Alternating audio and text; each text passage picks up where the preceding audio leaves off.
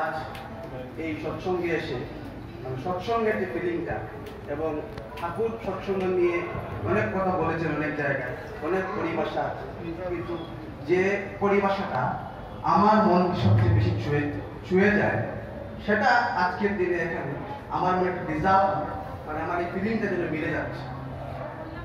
এখানে এসেই আমি সর্বপ্রথম ঠাকুরকে দেখার আগে আমার ওই শিলকাপুকে দেখলাম ঢুকি। তো অনেকদিন ওনার সাথে আমার পরিবারের অনেক পুরনো সম্পর্ক, যে একটা সময় আমার বাবা কাকাকে ইষ্টকাজে যিনি অনুপ্রাণিত করেছিলেন তার মধ্যে উনি কিন্তু একজন। ওনাকে দেখে আমিও আমার ওই একটা পুরনো কথা অনেকগুলো মনে পড়ে গেল, যে আজকের দিনে হয়তো শিলচরে ওনাকে অনেকে চেনেন না বা ইষ্টকাজে, কিন্তু একটা সময় পাহাড়ে ওনারা অনেক কাজ করেছিলেন সিসি বর্দার আমলে। তো ওই ডিফু মন্দিরের 5 জন ফাউন্ডারের মধ্যে উনি একজন। ওই ডিফু মন্দিরে সিসি বর্দার নির্দেশ মতো মন্দিরে ওটার ঠিক ওই রাস্তা অ্যাপ্রোচটাতে একটা বাণী ওনারা লাগিয়েছিলেন। আমি ওনাকে সাক্ষী রেখেই বলছি, মানে এরকম বললে ভালোই হয়।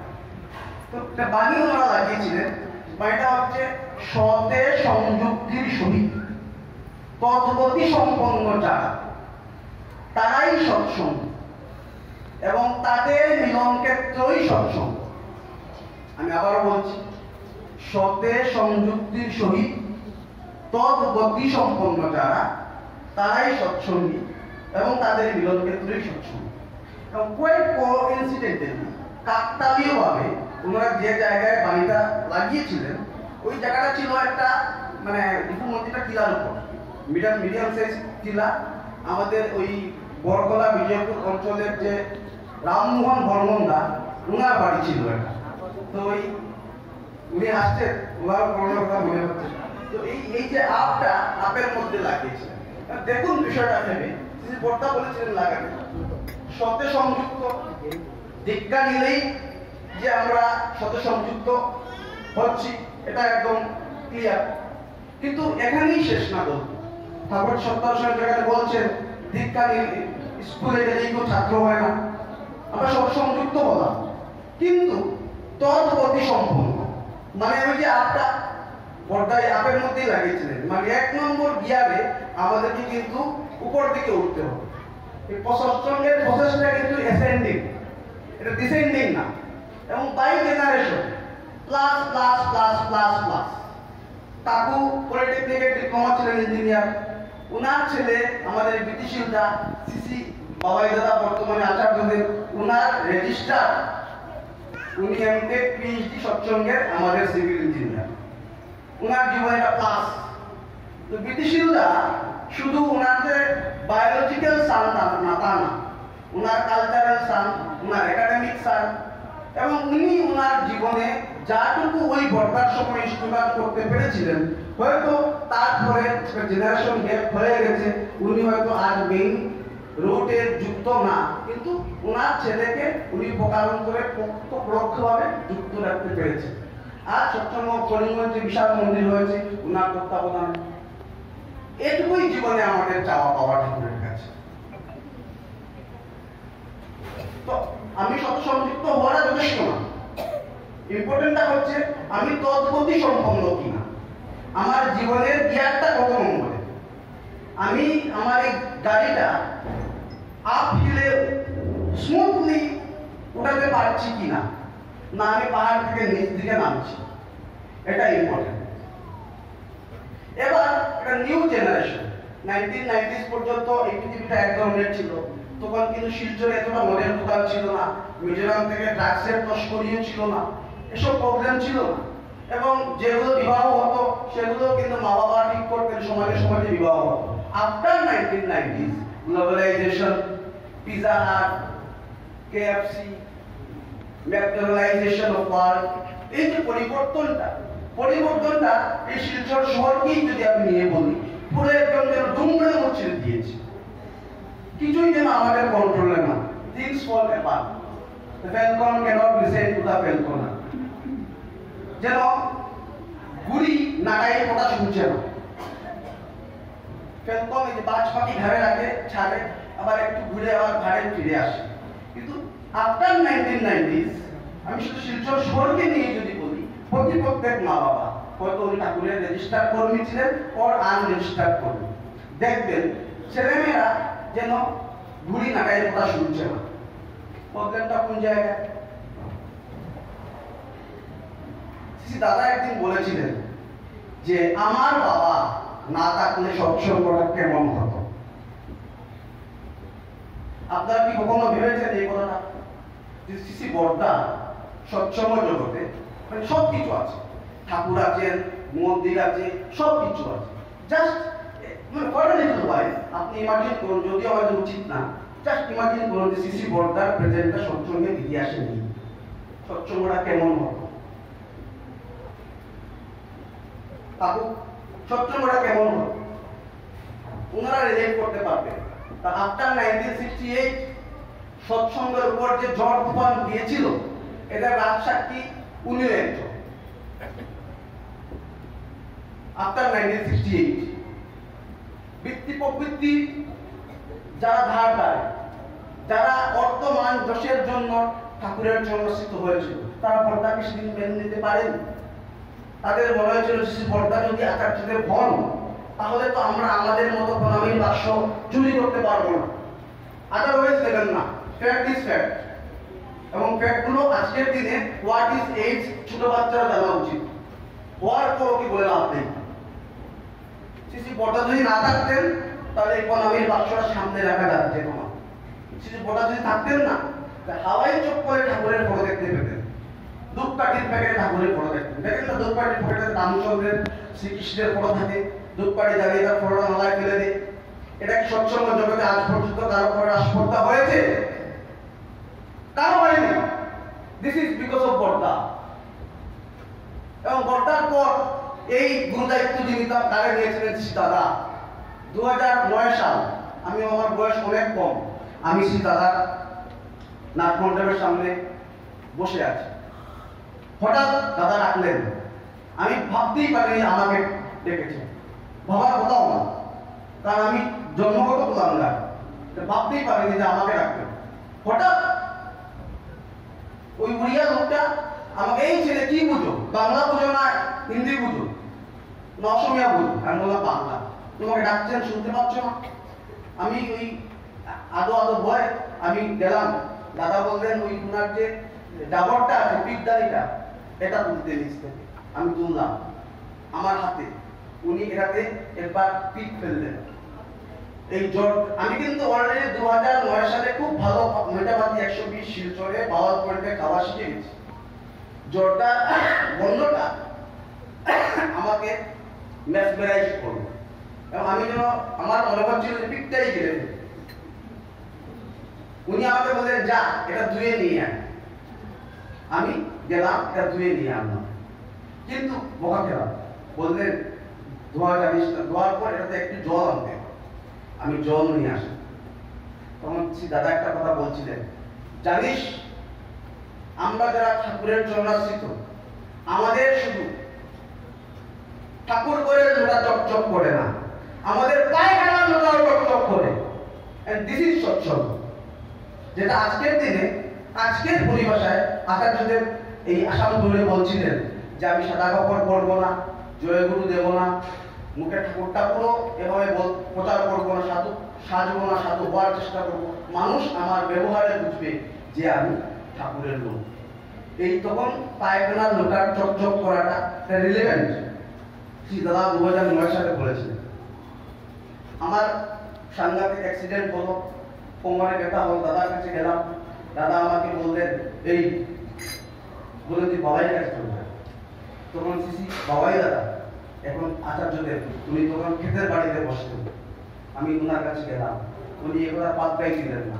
উনি বললেন, তুই ঠাকুরের কাজ কর, সবাইকে ঠাকুরের কথা বল।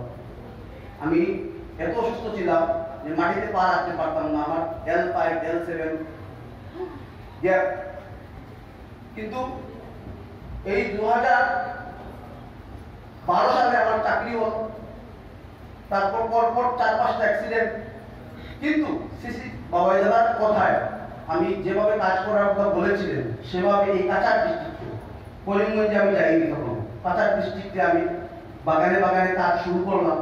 এবং তারপর আমি যখন এমআরআই করলাম, এই তো আমাদের এমআরআই মাস্টার বসে আছেন এই কৃষ্ণদা আমার ফ্রি এমআরআই করিয়ে দিয়েছিলেন, এভরিথিং ওকে। কৃষ্ণ সাক্ষী, কোথায় L5 এর গ্যাপ আর কোথায় L7 এর গ্যাপ। আজকের দিনে আমাদের ওই দুলালদা, সদ্য দুলালদা, শিল্পাপু, ওদের জেনারেশনে অলৌকিকতার গল্প বললে খাপ খায়।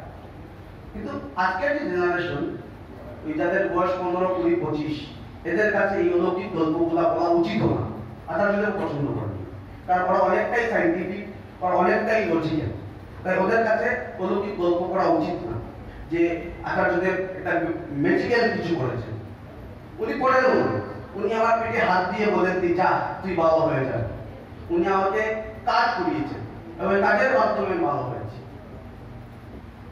আজকের জেনারেশনের কাছে যখন আমি ঠাকুরকে প্রেজেন্ট করবো, শ্রী বর্দার সময় বর্দা আমাকে যা শিখিয়ে দিয়েছিলেন, যা এগুলো গিয়ে মার্কেটে গিয়ে বলবো, সেম কথাটা আজকের জেনারেশনের ছেলে মেয়েকে গিয়ে বললে সেই কথাগুলো কি মার্কেটে বিকবে?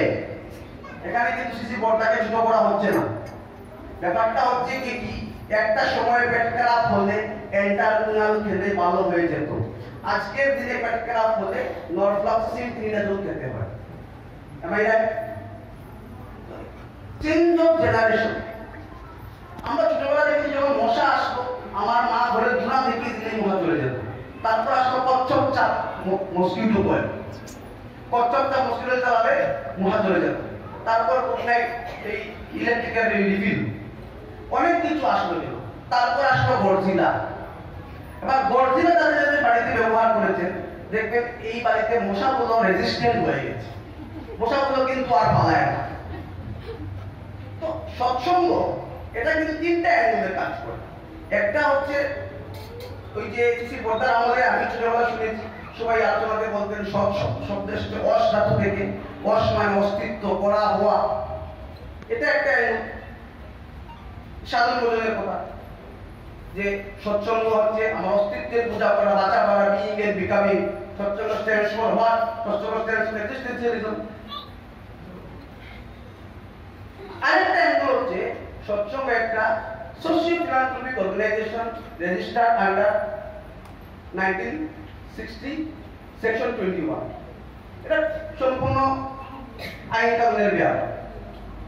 আর 3 নম্বর ব্যাপারটা হচ্ছে কি এই যে আমরা সবাই এখানে সমবেত, যেটা শুরুতেই মানিতা বললাম যে সত্য সংযুক্তির সহিত তৎপতি সম্পন্ন যারা, তারাই সৎসঙ্গী, তাদের মিলনের সৎসঙ্গ। একটা সময় এই কার্যক্রমটাকে অধিবেশন করা হতো, আজকের দিনে এটাকে সৎসঙ্গ করা। সৎসঙ্গের 3টা মিনিট। এবার আপনাকে ডিসাইড করতে হবে আপনি কোন দিকে যাবেন। আপনি সাধন ভোজন করবেন, না এইসব মন্দির, মসজিদ, কমিটি, টাকা পয়সা, অর্থ, মান, যশ এগুলো নিয়ে থাকবেন, না গান বাজনা, কীর্তন, আলোচনা এগুলো নিয়ে থাকবেন। 3টা একসাথে চালাতে পারবেন না, একসঙ্গে 3টা চালানো যাবে না, এটা অসম্ভব। আপনি ডিসাইড করুন যে আপনার জীবনে কোন সৎসঙ্গটা লাগে। যে আপনি কি আপনার বাঁচা বাড়ার পূজা করবেন, ঘরে বসে দুবেলা প্রার্থনা, সময় মতো নাম দেয়া, ইষ্টবিধি, উষায় দিশায় মন্ত্র সাধন, চলায় ফেরায় জপ, যথাসময় ইষ্ট নির্দেশ মুক্ত করাই তপ। শুধু জপে হয় না, তপ লাগে। আর তপটা কি? যথাসময় ইষ্ট নির্দেশ, আর ইষ্টকে আচার্যদের। এবার সৎসঙ্গে আরেকটা মানে একটা গ্যাপ আছে। গ্যাপটা হচ্ছে কি, একদল লোক দেখবেন যারা অনেক পুরনো সৎসঙ্গ, 2 জেনারেশন 3 জেনারেশন হয়ে গেছে, ওরা ঠাকুরের ফটোতে কিন্তু ওনাদের শ্রদ্ধার অভাব নেই। একদম ধূপকাঠি, মোমবাতি, প্রদীপ ভালো করে দেখা, মানে একদম যত দামি ধূপকাঠি আছে, এবং ঠাকুরকে 2 বেলা কিন্তু একদম মানে দামি দামি মিষ্টি ফল খাওয়া, সব ঠিক আছে, প্রার্থনা সব কিছু ঠিক আছে। এটাকে বলে ওল্ড স্কুল সৎসঙ্গ, ভেরি মাচ ওল্ড স্কুল, মানে তার ক্লাসিক্যাল, মানে ওই যে ওই ক্যাথলিক সৎসঙ্গ। তাদেরকে দেখবেন ঠাকুরকে মানে, কিন্তু আচার্যদেবের এবং গোবিন্দদার কোনো নির্দেশ মানতে গেলে ওনাদের মাথায় যেন একটা বাজ পড়ে যায়। কখনো দেখেছেন, ভেবেছেন এটা কেন হয়? এটা সিম্পল ট্রিক।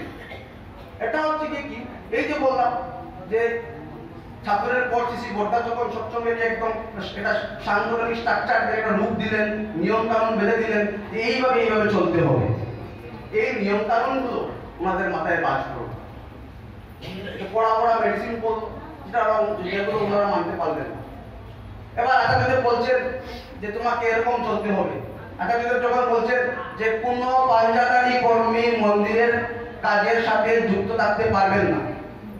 এবার যে পাঞ্জাতারি কর্মী কোন মন্দিরের কাজের সাথে যুক্ত আছেন, ওনার মাথায় বাজ পড়লো না, তাহলে আপনি বলুন ওনার জায়গায় যদি আপনি থাকতেন, আপনি কিভাবে আচার্যদেবকে মানে ভালোবাসতে পারতেন? আপনার ভালোবাসায় কিন্তু বাধা পড়বে। তক্তা পাতলে বিলাই বেজার, লেজে পা দিলে কিন্তু আলোচনা রাগ করে। আচার্যদেব তো সবসময় এটা ইন্ডাস্ট্রি বানাতে আসেননি, ফাইন্যান্সিয়াল ইন্ডাস্ট্রি বানাতে আসেননি, এটা মানুষ ম্যান মেকিং ইন্ডাস্ট্রি।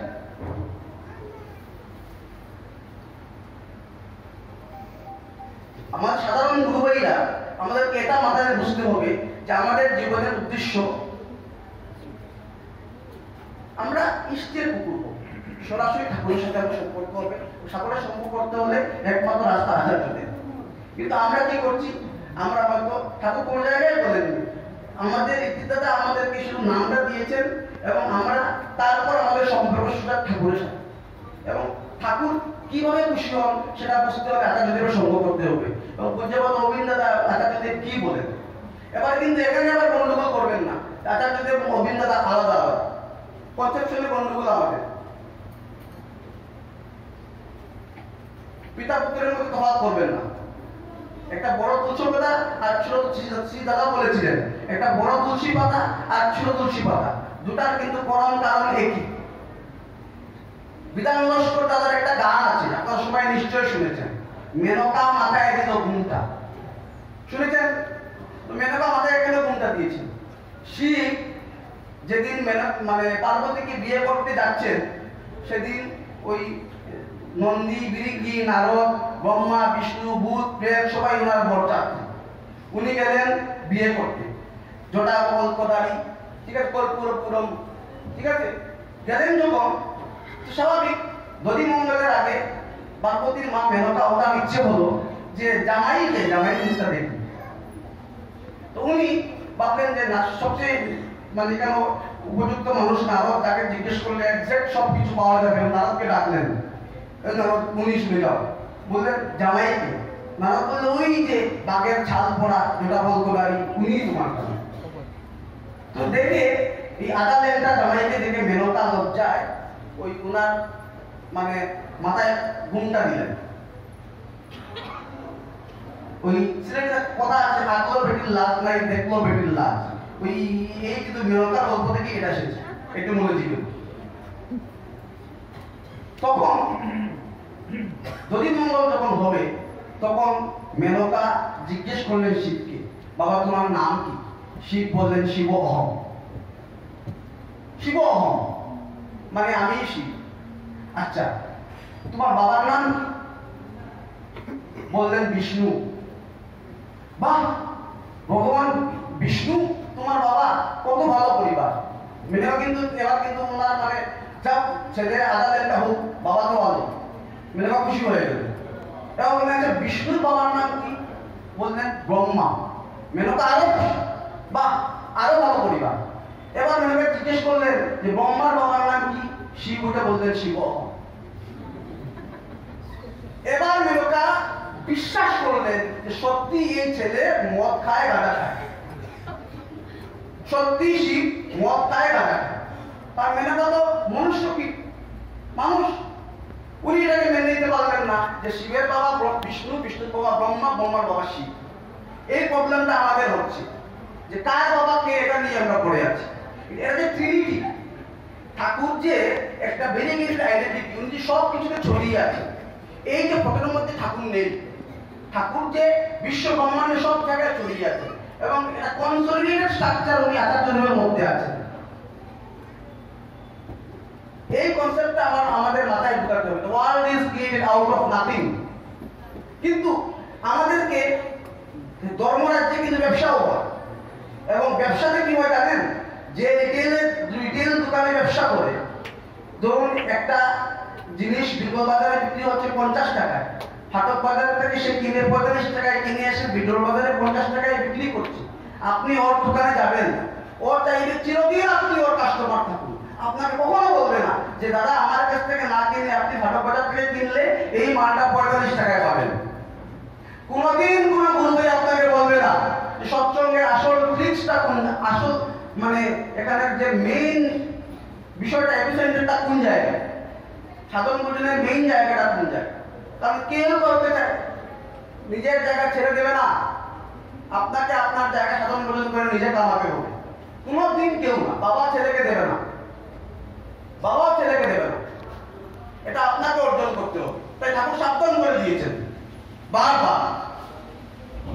তাই আপনাকে আচার্যদেবের শরণাপন্ন হতে হবে, অবিন্দার শরণাপন্ন হতে হবে। যদি মনে করেন যে সত্যের সংযুক্তির সহিত তদ্গতি সম্পন্ন যারা, তারাই সৎসঙ্গী, যে আমি 1 নম্বর গিয়ারে হাত উঠবো। আর নইলে দেখবেন যে আপনাকে ওনার থেকে দূরে রাখছে ও ডুববে আর আপনাকে ডুবার মন্ত্র দিয়ে যাবে। আর যখন বুঝবেন তখন আর ফেরার রাস্তা থাকবে না। অকালে ধরিলে পাবে না রে বল। তাহলে আমি একটা গান আছে, আমি অকারণে তুলসীর মোড়ে জল ঢালিলাম, যার দেখা না পাইলাম তাকে ভালোবাসিলাম। দাদার সামনে এইসব গান চলে না, কারণ আমরা যাকে ভালোবাসি তার দেখা পাই। দাদার মন্দিরে বসে আছেন, একটা লোক গান গাইছে যে যদি এসে তাকে হরি নিয়ে নামের তরি, আমারে নিয় পার করিয়া করিয়া। এই ওল্ড স্কুল সৎসঙ্গীরা অনেক গান গেয়েছে, অনেক। আমি ছোটবেলা থেকে শুনে শুনে বড় হয়েছি, যদি এসে তাকে তরি নিয়ে নামের তরি সিদ্ধার সামনে। কিন্তু ওর কপাল মন্দ ছিল, ওই লোকটা এই গানটা খুব ভালো পেত, কিন্তু কার সামনে গাইলো? দাদার সামনে। দাদা চোখ বসা থেকে উঠে গেলেন, চোখ লাল করে বড় বড় করে বলছেন, এখনো কি সন্দেহ আছে? চোখ লাল করে বলছেন যে এখনো কি সন্দেহ আছে? বলতে যদি এসে তাকে হরি নিয়ে নামের তরি। হরি নিজে বসে আছেন ওখানে বিছানায়, আর হরির সামনে বসে গান গাইছে, যদি এসে তাকে হরি নিয়ে নামের তরি, আমারে নিয় পার করিয়া করিয়া। এটা আস্পর্ধা, ওই যে ওল্ড স্কুল। ও শুধু গানটা ও নিজেকে খুশি করার জন্য গেয়েছে, এত বছর তো এই গানটা গাইছে, কিন্তু গানের অর্থটা ঠাকুরের বাবা তো সে বুঝতে পারে।